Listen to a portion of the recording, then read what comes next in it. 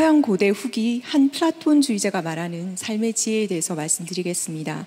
고대 플라톤주의의 최대 관심사는 사실 형이상학이었어요. 소크라테스는 어떻게 살 것인가, 어떻게 살아야 잘 사는 것인가 라는 질문을 철학의 중심으로 가져와서 이제 윤리학의 시조가 되었습니다. 그 아젠다와 더불어서 플라톤의 경우에는 윤리학을 인식론, 형이상학, 그 다음에 또 심리학, 우주론 이런 것들과 함께 그러니까 통합 학문의 이념하에서 탐색을 했다고 볼 수가 있습니다. 플로티누스의 경우에는 사실 이러한 이제 플라톤의 그 기획을 이어받은 사람이라고 할 수가 있습니다. 고대 윤리학의 기본 틀은 사실 간단히 요약을 하면 행복에 이르기 위해서는 모두 덕을 통해서 가야 된다 이렇게 생각을 했어요. 그래서 이 고대 윤리학을 이런 측면에서 덕윤리학이라고 부를 수가 있습니다. 이제 덕이라는 말은 일반적인 의미에서 훌륭함 또는 뛰어남을 얘기합니다. 플라톤이 말하는 사주덕, 용기, 그 다음에 절제, 그 다음에 정의, 지혜 이렇게 네 가지가 가장 중요하다고 할 수가 있는데 그 중에서도 사실은 지혜가 가장 중요하다고 생각했습니다. 좋고 나쁨은 분별할 수 있는 그런 능력입니다. 그래서 행복한 자는 누구냐라고 얘기를 하면은 덕이 있는 사람이고 또 덕이 있는 사람은 기본적으로 분별력이 있는 그러니까 현자라고 할 수가 있습니다. 그래서 현자가 결국 행복한 자다라고 이제 결론을 내릴 수가 있겠습니다. 네, 플로티누스는 사실 금방 말씀드린 그러한 행복주의와 덕윤리의 틀에서 소크라테스의 질문, 즉 어떻게 살 것인가에 대해서 그 신을 닮아가기라는 요 작은 문구로 그 대답을 했는데요. 현자는 결국 이제 그런 의미에서 이제 덕을 가진 사람이고 신을 닮은 인간이라고 할 수가 있습니다. 플라톤의 티마에오스는 우주론을 담고 있는데 세계의 존재를 설명할 수 있는 원리들을 이 이제 세계 제작 신화에서 발견할 수 있다라고 이제 생각을 했었습니다. 플라톤의 제작 신화에 보면은 이제 세계의 본이 나와요. 그다음에 이제 그 본이라는 것이 결국은 이제 형상들이다. 소위 말하는 이제 플라톤의 이데아에 해당하는 것들이다라고 이제 생각을 했고요. 그다음에 이제 그거를 받아들일 수 있는 그런 진료가 있다라고 이제 생각을 했습니다.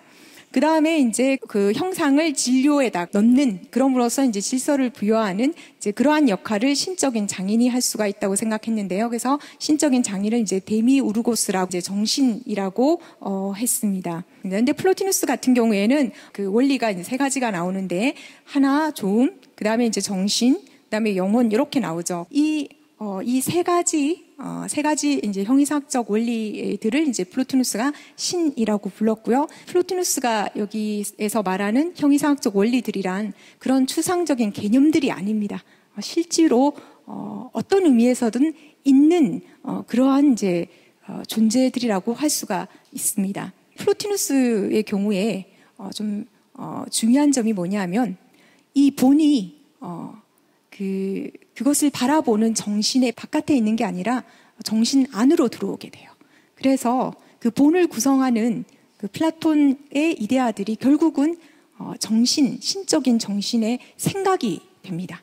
이제 플로티누스 같은 경우에는 그 신적 정신보다 상위의 원리가 있어야 된다라고 생각을 했어요. 그거를 이제 하나라고 생각을 해서 이제 이 하나를 최고의 이제 원리로 상정을 하게 됩니다. 그리고 이 하나를 이제 조음이랑 일치시키는데요. 이게 이제 최고의 신이다라고 얘기를 했습니다. 이 최고 신을 이제 티마에오스의 그 세계 제작 신화에서 이제 발견할 수 있다라고 생각을 했는데요. 이제 이 신화에 보면은 이제 플라톤이 그런 질문을 합니다. 왜 이 세계 제작자가 이 세상을 만들었느냐라는 질문과 관련해서 세계 제작자가 좋은 자여서 그렇다라고 합니다.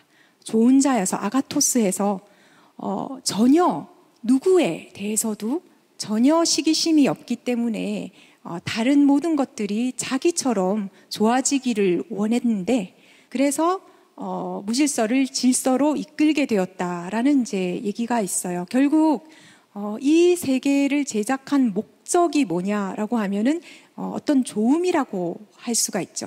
이것을 세계의 목적인으로 이제 보는 거죠, 실제로. 네, 목적인일 뿐만 아니라 목적이라는 것은 사실 어떤 텔로스, 끝과 관련되는 건데 이 만물의 시작, 처음이기도 합니다. 이 조음이라는 게. 플로티누스는 이제 조음이라는 것은 자연스럽게, 그러니까 자기를 확산한다. 그리고 그런 의미에서 결국 조음은 모든 것들을 만들어낸 힘이다. 그래서 판톤 디나미스다. 이제 이런 얘기를 합니다.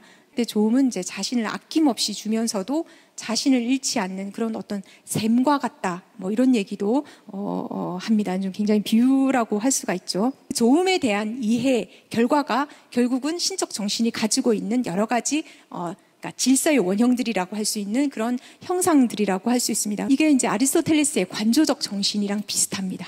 그래서 실질적으로 실천을 하지 않아요. 그런데 이제 우주의 제작과 관련해서는 뭔가 이렇게 실천할 수 있는 그러한 이제 신적 존재가 필요하게 되는데요. 대리자를 하나 내세워요. 그 대리자가 바로 영혼이라고 할 수 있습니다. 근데 좀 재미있게도 간접적인 세계 제작 방식을 어떻게 설명을 하냐면 이제 아리스토텔레스로부터 부동의 원동자 모델을 플로티누스가 가져와서 씁니다. 영혼이 어떤 지혜의 영감을 받아가지고 이 세상에 질서를 부여하는 직접적인 역할을 한다라고 이제 얘기를 했습니다. 플로티누스에 따르면 세계 안에는 여러 이제 살아있는 개체들이 있는데 이 개체들 각각을 책임지고 있는 개별적인 영혼들도 있다고 생각을 했어요. 그런데 이제 플로티누스가 우리 안에 있는 인간적 영혼에 비해서 세계 영혼이나 또는 별들의 영혼을 더 신적이라고 생각을 했습니다. 왜냐하면은 우리 영혼이라는 게 몸에 상당히 매여서 이제 종살이를 하게 되는 무절제한 욕망 이런 것 때문에 좀 정확하고 참된 인식을 하는데 좀 이렇게 방해를 받는다라고 생각을 했어요. 그래서 이제 육체적 그런 어떤 방해라든지 영향으로부터 좀 벗어났을 때 우리가 참된 인식을 가질 수가 있고 지성계로 이제 올라가는 것이 가능하다라고 얘기했고요. 이것이 바로 신적 정신이 누리고 있는 어떤 지혜의 경지라고 생각을 했습니다. 이러한 인식을 아리스토텔레스가 말하는 일종의 이제 관조적인 행복의 상태라고 할 수가 있는데 이제 플로티누스의 경우에 철학적 여정이 여기서 끝나는 게 아닙니다.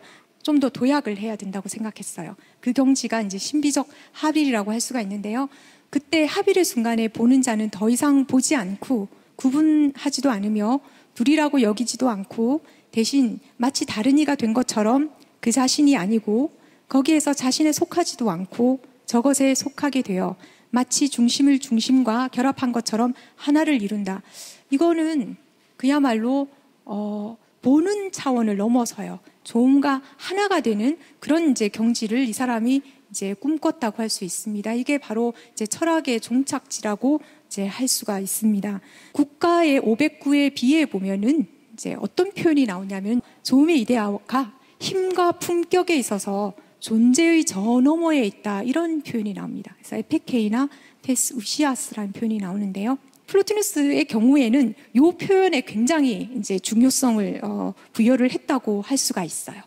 존재의 저 너머에 있으면은 또 이게 파생적으로 어떤 결과가 나오냐면은 인식의 저 너머에 있게 됩니다. 왜냐하면은 인식의 대상이 원래 규정된 어떤 존재라고 생각을 하기 때문이거든요. 어떤 것으로서 하나로서 규정된 것을 우리가 인식할 수 있지 규정이 되지 않은 무규정적인 것을 인식할 수 없다라고 이제 생각을 하게 된 겁니다. 그래서 이 최고신 하나 또는 조음은 사실은 다른 모든 것에 규정성을 부여하는, 그러니까 한계를 부여해주는 그런 역할을 할 수 있지만 자신은 한계를 부여받지 못하죠. 이 측면에서 플로티누스는 이것을 한계 지어지지 않은 무한정자라고 부르고 또는 무한자라고 불러요. 그래서 이 지점에서 사실은 신이 무한자가 됩니다. 이러한 생각은 굉장히 좀 혁신적인 생각이라고 할 수 있어요. 근데 이건 이제 나중에 그리스도교나 이제 이슬람교 쪽에서는 굉장히 핵심적인 사고가 됩니다. 신이 한계에 지어지지 않기 때문에 인식의 저 너머에 있다면 우리는 신에 대해서 사실 말할 수도 없고 글로 쓸 수도 없습니다. 이제 그래서 형언 불가능성이 그 규결이라고 할 수가 있습니다. 그래서 플로티누스는 이제 이 신에 대해서 원래는 이름이 없다, 그래서 무명이다 라는 얘기를 하고요. 신이 이러저러하다라고 얘기하는 것보다는 신이 이러저러하지 않다라고 말하는 것이 더 정확하다라고 얘기를 해서 소위 부정신학, 네가티브 테올로지라고 하죠. 그래서 부정신학의 방법을 길을 옹호했습니다. 그리고 신에 대한 진술은 항상 그런 잠정적인 그런 것일 수밖에 없다라고 이제 그 사람이 이제 주장을 했습니다. 여기에서 이제 최종적으로 맞닥뜨릴 신성은 아름다움이에요. 이 아름다움이라는 신성을 맞닥뜨리기 위해서, 바라보기 위해서 에로스의 안내를 받아야 된다. 이게 이제 좀 중요한 지점이라고 할 수가 있는데요. 신이 이제 사랑의 대상이 되는 겁니다. 플로티누스의 첫째 작품이 있습니다. 아름다움에 관하여라는 페리투 깔루라는 작품인데 철학적 신비안을 띠기 위해서는 우리의 존재가 아름다워져야 된다고 생각을 했습니다. 어떤 눈도 태양을 닮지 않고서는 태양을 볼 수 없듯이 어떤 영혼도 아름다워지지 않고서는 아름다움을 볼 수 없다. 누군가 신과 아름다움을 보려 한다면 실로 먼저 온통 신을 닮고 온통 아름답게 되도록 하라. 이렇게 이제 얘기를 하는데요. 이제 플로티누스가 사실 아름다움의 극치를 보기 위해서는 어떤 외적인 아름다움보다는 내적인 아름다움에 관심을 기울이는 그 방법을 권합니다. 결국 이 영혼의 아름다움이라는 게 바로 이제 덕이라고 할 수가 있습니다. 그래서 이런 차원에서 사실 덕을 통해서 이제 신으로 간다라는 말이 이제 이해될 수 있을 것 같습니다. 근데 신적인 합일만 하면 끝나는 게 아닌 거죠. 이제 결국은 우리가 인간인 이상 우리가 돌볼 육체가 있는 이 세상으로 또 내려와야 됩니다. 근데 플로티누스에게 이제 초월적 조음이라는 게 결국은 어떤 존재의 원리일 뿐만 아니라 우리의 삶을 인도하는 어떤 그런 실천의 모델이자 그 원리이기도 했습니다. 이 세계에 질서를 부여할 수 있는 그러한 생각이라고 할 수가 있습니다. 플로티누스가 이 세계 이성의 세계 통치 모델을 이제 우리 인간의 실천 모델로 이렇게 제시를 하고 있습니다. 자, 시민들이 무엇을 행하고 무엇 때문에 행하는지 이미 알고 있으며 그것들에 관해서 모든 법들을 제정하고 법들을 시민들의 모든 경험과 행동 그리고 행동들에 부과되는 명예와 불명예와 함께 직조하면서 모든 것들을 마치 자동적인 방식으로 조화로 이끈다. 일종의 이제 법치 국가라고 할 수가 있는데요. 좀 눈에 띄는 대목이 뭐냐면 마치 자동적인 방식으로 라는 겁니다. 만약에 우리가 길을 가다가 어떤 할머니가 이제 갑자기 쓰러지셨어요. 그 경우에 플로티누스에 따르면 아무런 숙고와 계산을 하지 않고 바로 즉각적으로 뛰어가서 그 할머니를 돕는 사람이 덕이 있는 사람이고 슬기로운 사람이라고 봅니다. 플로티누스가 이렇게 이러한 생각을 좀 더 이렇게 옹호하기 위해 가지고 그 세계의 영혼이 어떻게 이제 움직이는가, 그 작동하는지를 이제 일종의 이제 무용극에 이제 비유를 하거든요. 무용수 같은 경우에 이제 매번 이렇게 숙고하거나 계산하거나 추론하지 않고 자연스럽게 지금 이제 무용을 하는 건데요. 이때 그렇다고 해서 아무 생각이 없는 게 아니라 사실은 이 무용극 전체를 통해서 자기가 표현하고 싶은 어떤 가치 또는 질서에 이제 집중을 하고 있다고 이제 플로티누스는 생각을 한 겁니다. 그래서 어떤 의미에서는 이제 미래에 대해서 안다고 할 수가 있는데요. 그 미래에 대해서 아는 게 마치 비유를 하기를 장인이 기술자가 이렇게 만드는 행위를 통해서 뭐가 나올 거라는 거를 아주 자신 있게 알듯이 그렇게 어떤 확신을 가질 수 있다라고 얘기를 하면서 이제 장인과 지금 세계 영혼을 비유를 하고 있어요.